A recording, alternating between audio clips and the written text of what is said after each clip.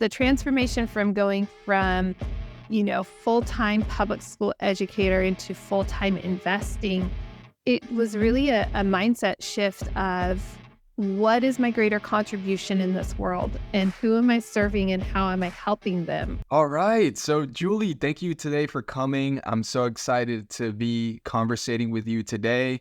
And I really just want the audience to know, that you're the conscious investor and you love talking about multifamily and how it could achieve people's dreams.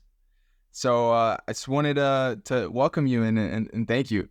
How's your day today? The day is beautiful and it just gets better. Every conversation, I'm blessed to be able to have great meetings and conversations with awesome people like you. So it's always exciting. And yeah, it's a great week. It's a great day and it's going to be an even better weekend. Awesome. I'm excited to conversate with you. So I really want to know what inspired you to become the conscious investor. Nobody asks me that question. That's really interesting.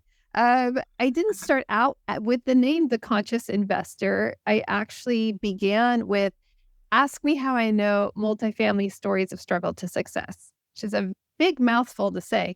And it was well intended. And then as I progressed and I'll go into that for just a moment. It was well intended because initially I launched the podcast, which later became my brand, The Conscious Investor.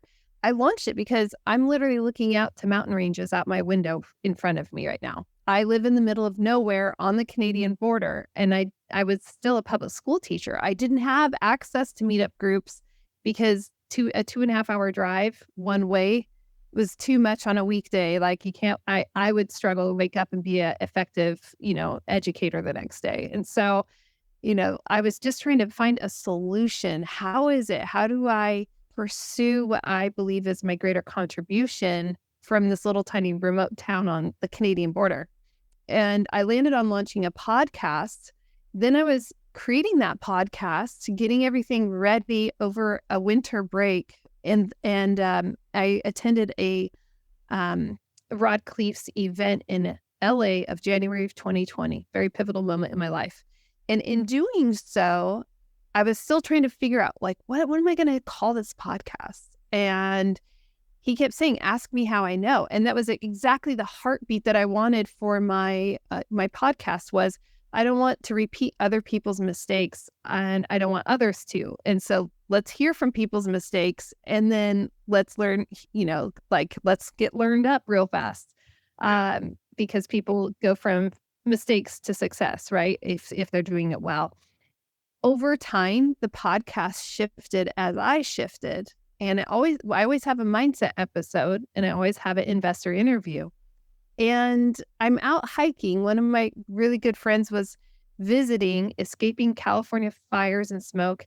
And we're going out on a hike and we get to the trailhead and he says, hey, how would you describe your podcast to, his now fiance? And I'm like, well, and he's like, so you're the conscious investor. In that moment, boom. And so that's how the conscious investor is. It embodies absolutely everything that I do, because it focuses on health, mindset, wealth. And you can't pull just one of those apart. I mean, I was sick last week. We had to reschedule. If you don't have your health, it's really hard to do anything effectively and well. And so if you have a terrible mindset, you're not going to be able to really live to your full contribution and potential. And if you don't have those first two and you have money, or you're either going to have money or don't have money. And either way, it's not going to be an effective, good thing. It's not a net positive. So our wealth is amplified when we approach the world through physical health and well-being, through a positive mindset and ability to view the world. That's amazing. And I love it. I think we got a little definition of what a conscious investor is like. So that's really cool. And I want to know, you have beginnings as a public school teacher, right? So, Yeah. What kind of transformation got you to become a real estate investor? Well, I'm Also, my family has a lineage in education and real estate.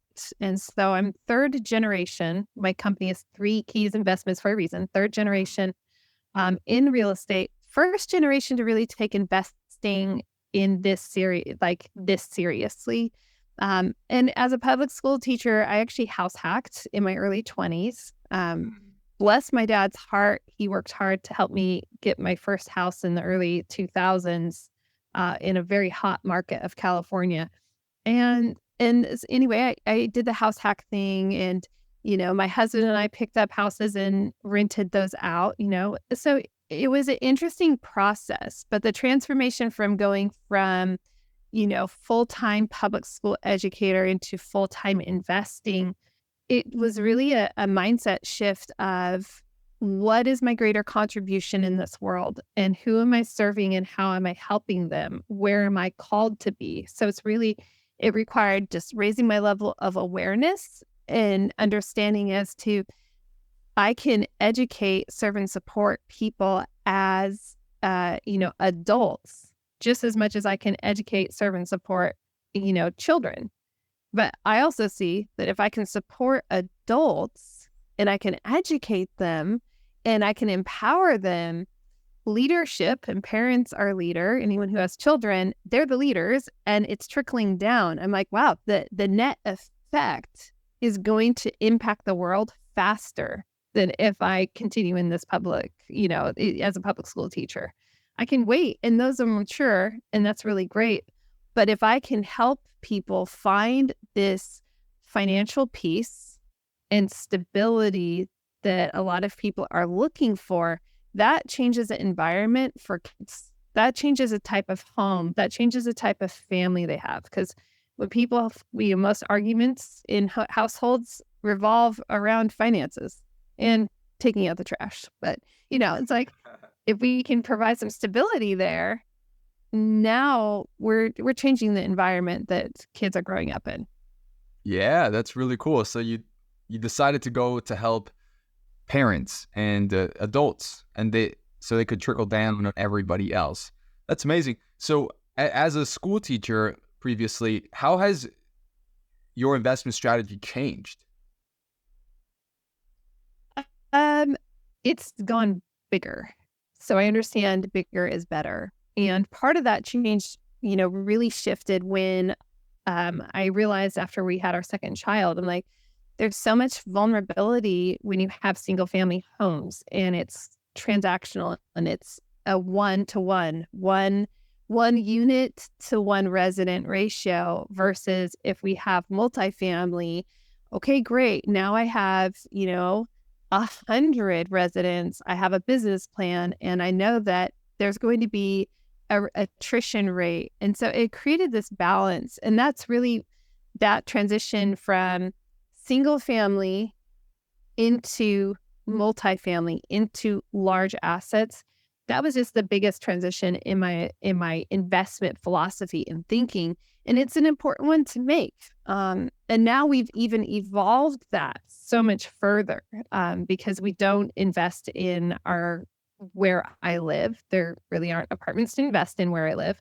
And so now we even have created some criteria as to where we invest. My husband and I are looking at building out our own portfolio without investors. And so it's like, okay, it has to be we have to be able to pick up multiple properties in that same market. We want those properties to be of this specific size. We want them to be within this proximity of an airport. We have a really clear understanding, because when you start factoring in travel, you're factoring in not just money, but you're factoring in precious time. And you can't get time back. You can make more money, but you don't get your time back. And so really creating some efficiencies in the investment philosophy and strategy is really important. I see some people that are struggling to find, where do I want to invest and how do I want to invest? It's choose the market where you can transact. Often choose a market that's easy to fly to if you need to hop on a plane. And that, do I enjoy that market? Maybe, maybe not. But can I transact in that market? Is it going to provide for us? We want cash flow. Is it going to provide the cash flow that we're looking for? Awesome. Yeah. Yeah. Totally. Yeah. That's a big tip right there. Make sure that you're efficient in the way you're investing so that you can save precious time and money too. Mhm. So I Mhm. wanted, I Yeah. want to, can we have a list of the things that you do in a multifamily investment that you personally are the one that you're the leader on, and you're the one that handles everything? So we have an understanding about, Investors.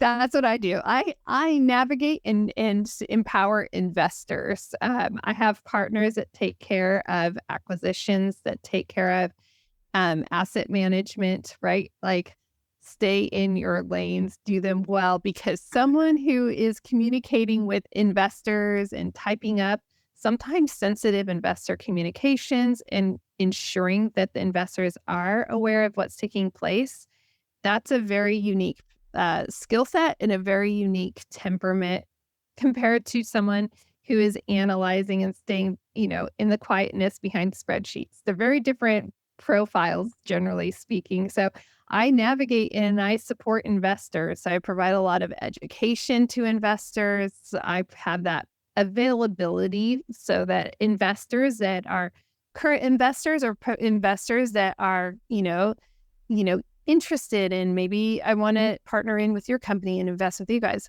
Like they have to have access to somebody and they need somebody that can field their questions and take their time and actually show that care and attention to understand. This is one of my biggest things is we have to understand what is driving someone to want to invest to begin with. I mean, I speak with some people and I've actually told a couple of potential investors, like, you realize you have a really good thing going right now. Like this is actually doing what you want it to do. Now, if you want to don't take money from that pot over there. If you want to take money from a different pot that isn't doing what you want, but sometimes people can in the investor relation role, they can be so zealous about bringing investors into their deals that they're not actually looking out for the best interest of the investor and what is already working and how we can amplify that further. So that's what I do full time. Like I live and breathe working with investors. That's amazing. So, could you give us 3 steps for someone that is looking to get into working with investors right now? Right now, um, I would definitely be courting people, listening to podcasts, and then do what I like to call pod stalking. So, if you're like, for example, you could pod stalk me. You could just put my name into, the Google search and put Julie Holly podcasts, and you'll get a lot of conscious investor, over 400 of them. But then all the other podcasts that I've been on. And so you can pod stalk people that resonate with you, see if they're consistent in their temperament, in their delivery, and if it's something that can be proof of concept. And then so after, you've found somebody, schedule a time to talk with them. Do they have time? Do you have access? Are they someone that you feel comfortable with? Because if you're not comfortable with that person, you shouldn't invest with them. I wouldn't want somebody in, and honestly, there are some people that I've spoken with as potential investors that I wasn't comfortable with. And I just, put them in a different part of the spreadsheet. It's like, okay, well, that's not that it's not a value statement about people, but you want to be able to say, I'm comfortable, not just comfortable, but it brings a smile to my face to pick up to respond to that text message or that phone call or that email, right? You want someone where it's easy to communicate with. And so make sure you're comfortable. And then definitely absolutely look at their track record. What have they done? Ask about the pain points that they've been through and ensure that how they handled it, and not just how they handled it and ensuring that it was in favor of the investors, but then also ensuring that they communicated transparently through that process. It's easy to talk about the highlights, but if you're not hearing the full story, that's not fair. To our investors. Like investors are partners. They're silent partners, but they're still partners, and they need to know what is taking place at all times. So I'd say those would be the top 3 steps, source through podcasts, YouTube, and networking groups, people, that you'd be interested in partnering with, then go down the rabbit hole with them, have that phone call, and double check that track record. Love it. Love it. Yeah, that's very concise. I like it. So I also know you're a high performer coach, right? So Yes, I do. Yes. so what are 3 things that you advise people that are looking to become high performers? Oh, so yes, and to be transparent, I only have a very select 5, 6 clients at any given time, because that's just something I enjoy doing, and I'm effective at it. And so I don't want to stop doing it, because it really is empowering people and to start businesses and to take these next steps, right? I think that one of the most important things for people to understand is, if you're listening to podcasts like this, more than likely you're a high performer, and most people who are high performers don't self-identify as high performers, because there's always more, there's always the next, there's always this, there's always that. And so actually taking time to accept yourself, raise your level of awareness and say, I am ambitious and I am a high performer. It's a really I mean, the moment I did that it was awkward and it was powerful, and it shifts your self-awareness and your identity to some extent. It's already an identity that's within you. It's just seeing it for the first time is really fascinating. And so that would be the first thing that definitely you want to, I would highly recommend Brendon Burchard's book, High Performance Habits. That was my gateway into this whole space. And that's where I really started to even learn about myself, like the character traits that are hallmarks of high performers. And then learning how to raise that level of necessity, it's like gain the clarity, raise that level of necessity so that we can really gain the momentum that we're looking for in life. You asked for like 3 key things that people could do as high performers. Is that? Yeah, to become. To become. Yeah, you already are. Yeah. So it is. So then once we identify as a high performer, then we can say, okay, well, let me raise my level of clarity. What is my greater vision in life? What is it I'm trying to amplify and create and generate in this world? And when we have clarity, most people procrastinate, or they delay, or they're doubtful about things because they're lacking clarity. Think about the email that you don't want to respond to. It's not that maybe it's an email that's an uncomfortable email. Maybe you have to send, communicate something that, it's not the most fun, but you got to. When we have clarity as to what we need to say, it's pretty easy. So most things in life just simply require us to gain clarity. And once we gain that clarity, then we can really enhance that momentum, right? Our energy follows that. We get clarity and we're energized because we're like, oh, yeah, that's what I want to do. That's what I'm going for. And now I have this newfound energy to pursue it. And then there's this urgency that comes along because you're like, this is so important. I'm so clear about it. And I want to bring this about. And so now our level of necessity just continues to rise. Yeah, I love it. Clarity is the first step, guys. So you mentioned about partnerships. You said that you're the investor girl, the gal. Yeah. And that you have acquisitions, management, partners in other areas. So for someone that is like you and wants to create partnerships in other areas, what are the areas that they have to find a partner in, and how can they go about creating a partnership with someone? When you want to create, I'm very particular about partnerships. And I'm very keen. I have 3 things that I always, that are like non-negotiables. One, I want to know these partners. If I'm bringing in outside investor capital, then I want to know those partners for at least a year. I want to know what their track record is. I want to break bread with them. So I know them for for a long period of time. So I can kind of see proof of concept of how do they carry themselves? Because in going to in-person events, which is part of breaking bread together, seeing people in person, how do they carry and conduct themselves? How do they treat people?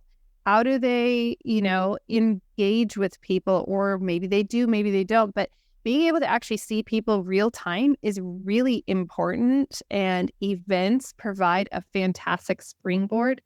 Your brand and who you are will be directly tied to whoever your partners are. And so you have to think, does this person fall in line with my values? And are they going to carry and conduct themselves in a way that is going to reflect well on me, my values, and what my company is building? And so a lot, it's easy to be like, oh, let's just all partner up together. And like, it's so fun. It's like, yeah, but actually, if I don't really know you, I don't know that you're going to reflect what I want for my company. And maybe I'm not going to reflect what you want for your company. We really need to be clear on that.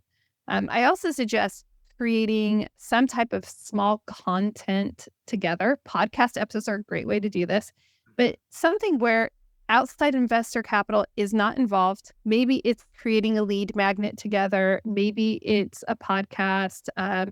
Maybe it's just doing some consistent Facebook Lives together, like educational content of some sort.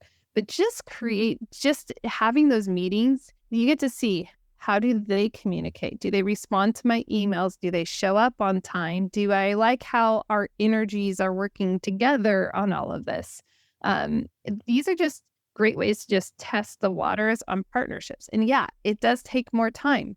But if you want to build a company that lasts, you're not going to get it in a quick, like, flash bang. Like, you have to be willing to put in the time to vet people really exceptionally well.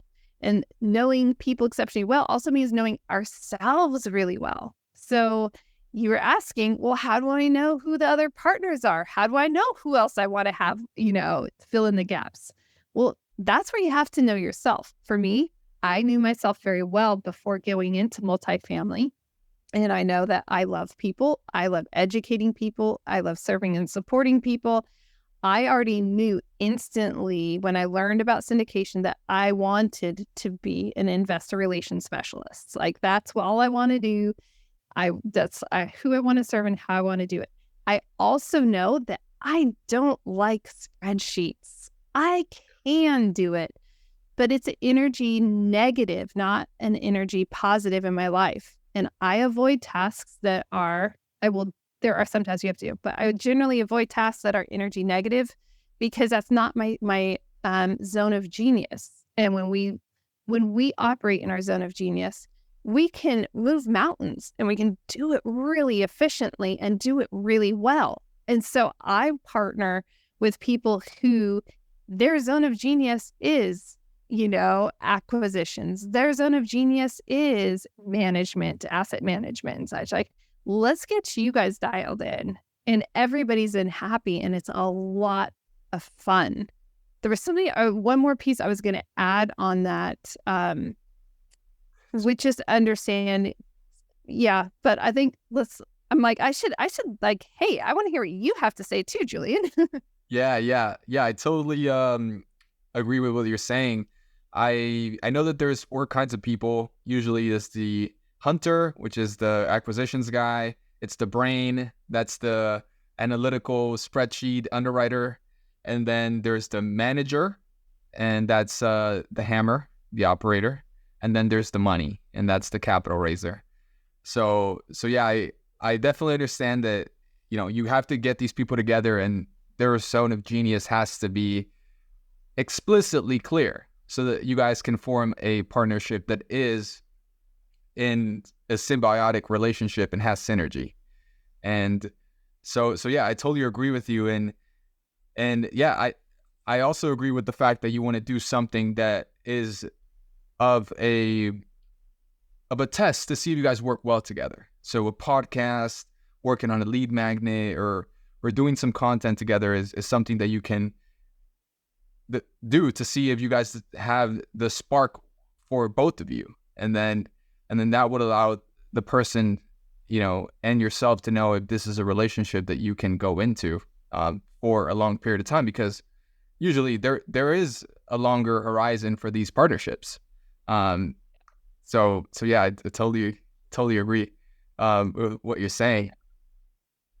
Yeah, and I'll throw a couple things in there. You might find a partnership where you don't have 4 specified roles, but maybe you have 3. Most of my partnerships have fewer because there's overlap in some different sectors, right? And so understanding like who's playing to the strength here. But I will also say 4 people is a really great number. The fewer people you have at the table, the better. The smaller, you can be more nimble, is provided everybody's playing in their lanes. But I will say that I continually go like, how can we shrink this, shrink it, shrink it, shrink it? Because it does have a different level of efficiency to it if everybody has experience and they're dedicated and determined. It's magic. Yes, I love it. Um, so when you're looking at the investor relations, do you raise capital? And if you So can yes, you share us some 3 tips to raise capital? yeah, absolutely.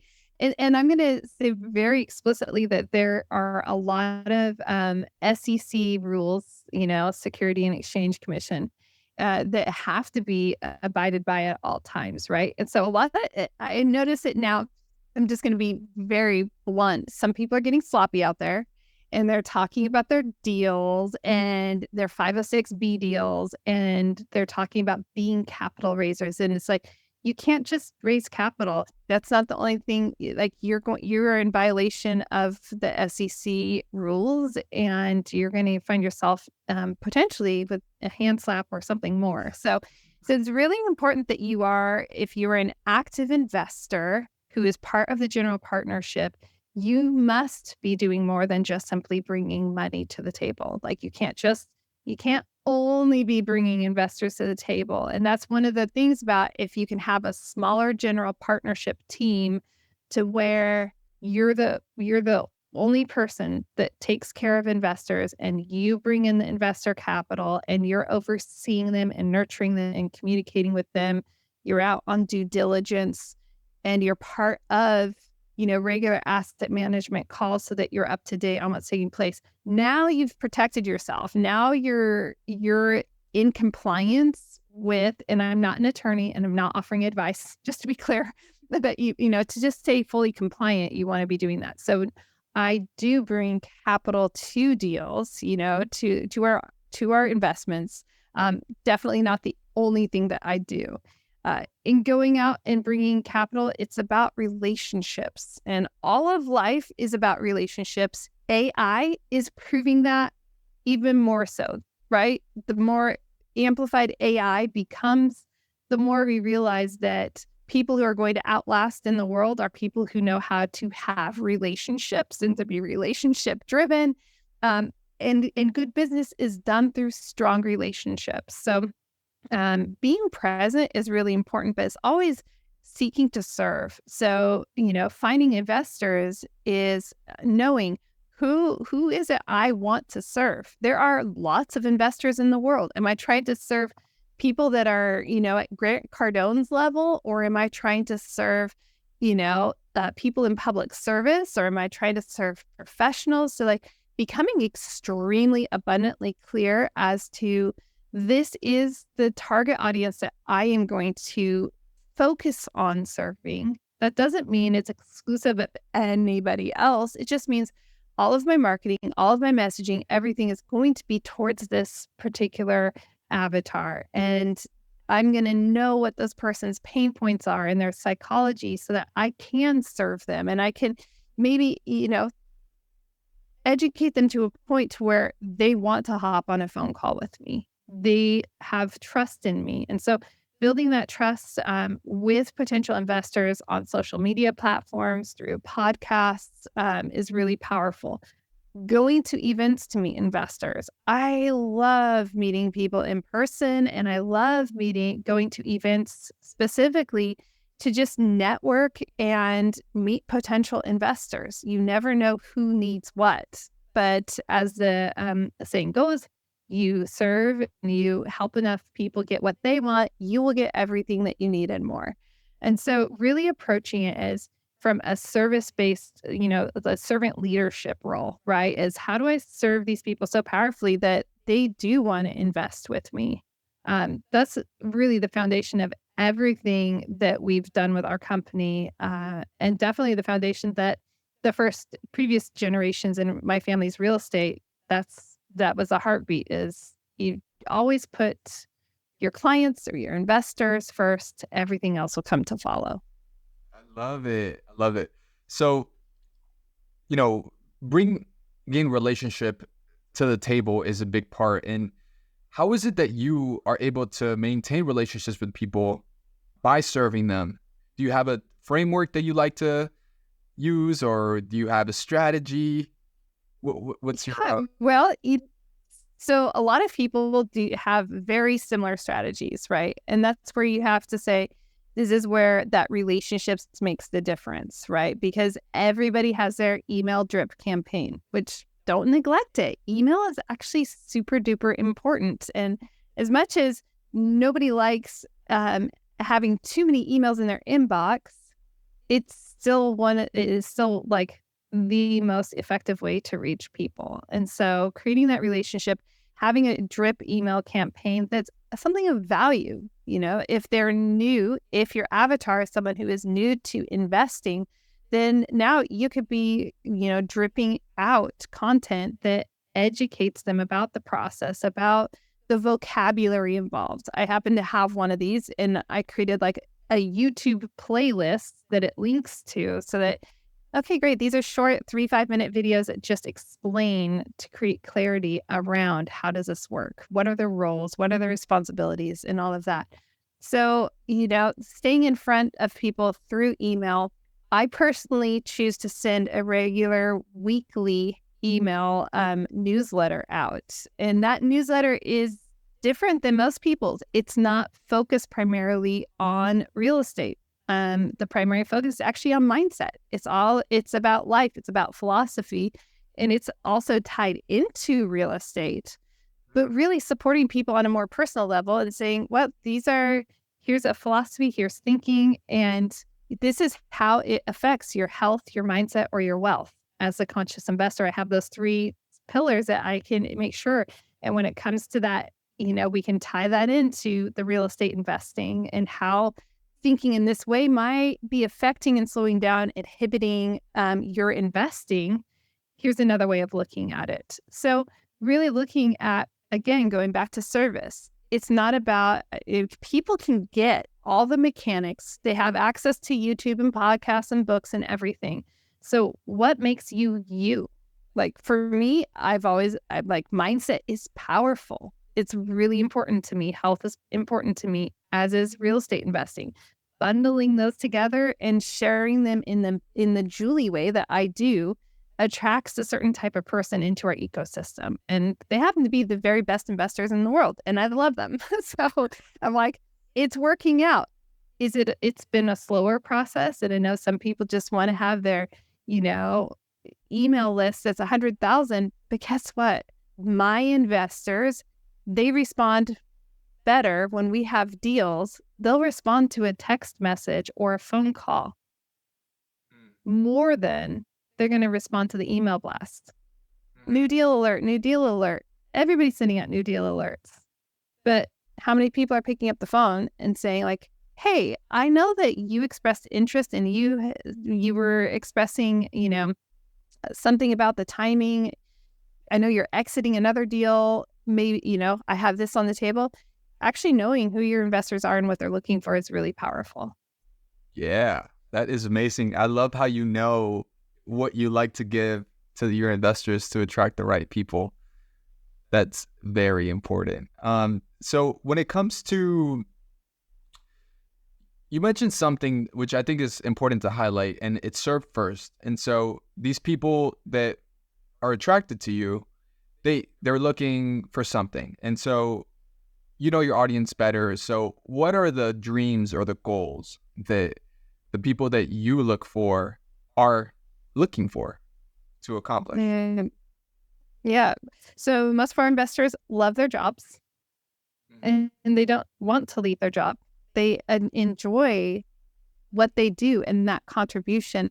They also understand that the world is shifting and there is the confidence level is extremely low in paper assets and the quote retirement programs that a whole generation has been told that they need to utilize. Because guess what? Spoiler, 401ks were not designed to be retirement plans. And that it's not an effective trade from a pension to a 401k. They're not the same thing and they don't work and operate in the same way. And a lot of people are having like, whoa, this isn't working. How am I going to maintain my quality of life as my family matures, as my wife and I age? How are we going to be able to provide for us so that, we can live the lifestyle that we want, throughout these coming years? So a lot of our investors are looking to the future. They are content where they are, financially, they're content. In their career, they're content. But when they're looking at their financial future and they're looking at inflation and they're looking at a roller coaster ride on, Wall Street, they're saying, what's another way I can invest that is going to be a hedge against all of these things? And that's where multifamily investing comes in. And that's where multifamily investing comes in, as well as assisted living facilities. So our company we do not focus on self-storage or light industrial and things like that. We focus on bringing homes to humans. So we do that through multifamily apartments and through dignified care assisted living facilities. So, we're looking at knowing that zone that you want to stay in so that you can be a master of it and not just a dabbler is really powerful. Yeah. So what are some of the benefits of multifamily investing? Golly. I happen to be a passive investor as well. So I happen to love multifamily.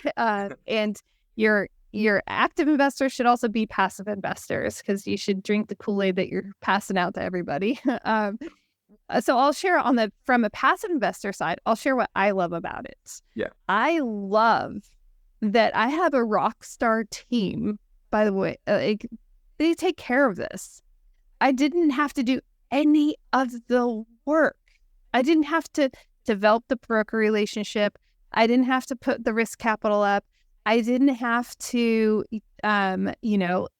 golly, there were bidding wars on this place. I didn't have to outbid anybody. I didn't have to sign my name to a loan and have, just one more object in there. I don't have to do any of that. I don't have to manage the day-to-day. I don't have to, there was a fire. I didn't have to deal with the fire that took place there. They took care of it. I didn't have to think about what the business plan is going to be. I don't have to hire the contractors to execute it. I'm not thinking about any of that. What I'm thinking about and what I'm loving is that quarterly distribution that comes, right? It's like, dang, that's nice. I love the quarterly distributions. Thanks. I didn't do anything and I'm getting this much money off of only, I mean, like that one is like, oh, I put in $50,000 and I'm getting this much, money in return. Like, sign me up every single day. That's what I want to do more of, right? And then I look at the K1 that I receive and like, oh, if we put in a $50,000 investment into that one and this is the amount of depreciation that we have, like it's over 6 figures. What? Like, that's going to be beneficial, especially because we can carry that depreciation year after year. If we don't use it, we can just carry it over to the next year. And then when something sells in the portfolio, great, we've got some depreciation. I always say, though, remember depreciation, it's deferring, not deleting the taxes. So there's a lot of chatter out there about, how great the depreciation is. But, and used well and leveraged well, yes, it is absolutely a great way to snowball wealth building. But people do need to keep in mind that it's not deleting the taxes. It's not deleting the liability and responsibility that you have. So I would say those are all the things that I absolutely love about passive investing and all of the work and heavy lifting. Now, hear me out on this one. Like, I love all the heavy lifting. That's why I'm an active investor also. But I love that my money's over there working for me while I'm doing the work over here. So Yeah, it makes total sense. I really appreciate that. I'm sure a lot of people can really just find themselves in you. And so, I want to talk about something which is probably something that you speak about, which is mindset. And it has a lot to do with that. And that's scheduling for fulfillment. And specifically how you do it. So you're talking about time management. Yes. Oh yeah, that's like a hot topic for everybody, myself included. Yeah. I was just on the phone with a phone call with a partner before stepping in here with you, and literally something came up, and I'm like, we were both saying, like, well, we know what next week is doing. Like, there's no way that can happen next week because we know our schedules. And we know our schedules. I know my schedule out to like December, if I look at it, just because I know what I'm about, right? And so this is okay, I'll go off on a little tangent because the time of year that we're recording this, right, is a unique time of year. I will say on the time management side, always knowing, being clear, what is it I'm trying to achieve, and is this in line, and is this going to help drive what I am looking for? If it's not, it could be the most brilliant idea. It could be something that could generate tons of money. But if it's not in line with what you're after, you need to release it and let it go. Slough it off, get rid of it as fast as possible. I look at my schedule every single week. I sit down and I know what I'm doing, pretty much hour by hour, maybe even 30-minute increments. And I'm putting in, where do I need? What projects am I working on? How much time do I need for those projects? And where am I going to plug that in during the week so that I know that project is going to be, navigated well? So this is what I think a lot of people don't do, is they don't look at all the projects that they have going on. They don't estimate how much time those projects are going to take. They're not looking at the deadlines or even providing a deadline for that. And so it's just arbitrary. It's just out there and it's sloppy and nothing gets done and there's no momentum. So it's always stepping back and saying, what are the tasks that I'm committed to? By the way, a great book is the 12-week year. I'm like, to grab it off the bookshelf. The 12-week year if you're struggling with this, 12-week year provides a lot of clarity about this. And John Acuff just released a book called All It Takes Is a Goal, which is also another really powerful resource if you're trying to even figure out, what am I trying to go after? They provide great springboards, really fantastic tools to help you get that clarity so that you are using your time effectively, efficiently for the things that matter most for you. You should have family time in there. I write in there my gym time, my morning meditation time, my picking my kids up from school. That's important for me. If you're not also scheduling in, this will throw two thoughts that will probably that I think people should recycle back to. And I know this because people have told me that. They're like, whoa, if it's good enough to schedule your business things, then it's good enough for you, and more important, for you to be scheduling your family and friend things. Stop and think about that. If you're going to schedule time to have a meeting with somebody, and you're not going to schedule time to have a meeting with your spouse, you're not going to schedule time to hang out with your kids, you're not going to schedule time to get together with friends, what does that say about the relationships in your life?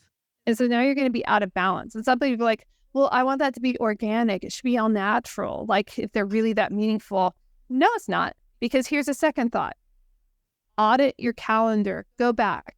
And if somebody is to look at your calendar, does that represent the life that you want to lead? If someone didn't get to meet you face to face and they just simply pulled up your Outlook, your Google, your paper calendar, whatever it is, what would it say about you? Is that what you want it to say? Our calendars and our time are the most important things that we have, and they should reflect the most important, most valuable things in our lives. Wow. It's totally knocked it out of the park. I mean, that's amazing. So you recommend the 12-week year and then How to Set a Goal by John. Okay, there we go. This is a well-loved book. This is the 12-week year. And then this is a brand new book. It just came out. John Acuff's All It Takes Is a Goal. Fantastic book. And he's one of my favorite authors. He's hilarious. His writing's funny, but it's pointed and it's practical. So it's a super easy read. I am implementing a lot of strategies in there. And so just keep in mind also, I'm a voracious reader. I read because it expands my mind. And you know what? If I take one thing away from every book that I read, I'm all the better for it. I don't have to go and fully implement to a T the 12-week year to grow and gain from it. And a lot of times people are like, well, I just read Profit First, and now I got to go and do everything that, he says in Profit First. So maybe not. Maybe you just gained one thing from that book that you read and you implement it. Yeah. I think people are going to walk away from this episode knowing what to do in their calendars so that they can have a fulfilling life. So thank you. Well, where are you in your investment journey? How many units are you currently at, and what's your goal for like the next 3 years? So the portfolio collectively right now, meaning like active, passive, all of that, we're closing out something next week that will put us like right around 900 units, which it's fine. Like, I don't know. I don't gauge based off of units, but I'm looking at what's it that I'm making in the world. How are the investors? Is the amount of units means nothing if you are not delivering on those units. The amount of units you have in your portfolio, that if you're doing a capital call because your deal's going south and your investors are losing, like that. So that's where you have to look at like, what's my unit count? Oh, that's a good number. It's good because it says, oh, there's this level of experience, right?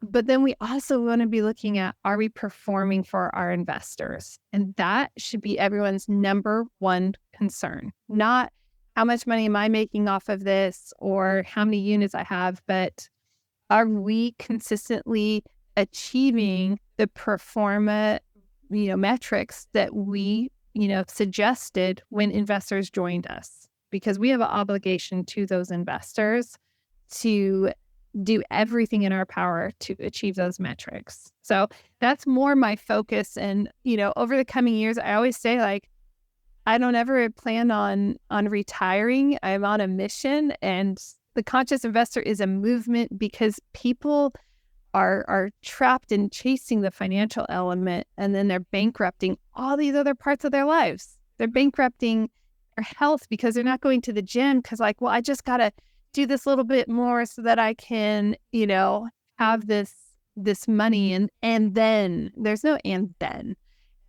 Because it just perpetuates, right? And then people bankrupt their relationships because they're chasing after money. And so really, ultimately, the conscious investor movement is just about empowering people to have a real holistic life of personal freedom, which includes financial freedom, but without bankrupting every other part of your life. So I think this is a lifetime mission that I'm on. That's amazing. Thank you, Julie. And for the people that want to reach out to you, they want to hear from you again, and they want to know about your philosophy about being a conscious investor, where can they go and reach you and see you? Well, the easiest way, since you're, already on, Facebook, if you're listening live right now, or if you're on a podcast, YouTube, just go to the Conscious Investor Podcast, and you can hear plenty more. If you want to nerd out on mindset, I have Mindset Mondays that go back for, since 2020. So there are plenty, over 200 episodes on mindset available to you. And if you want to connect up, shoot me a message over on LinkedIn. I love LinkedIn. It's a fun environment on the social platforms. So that would be the best way to connect up. Yeah, awesome. Amazing, Julie. Thank you. And I really would like to have you on in the future. So hope we can make that happen again. But for now, this will be another time. Okay. Awesome. I appreciate it. Thanks so much. This is a great time.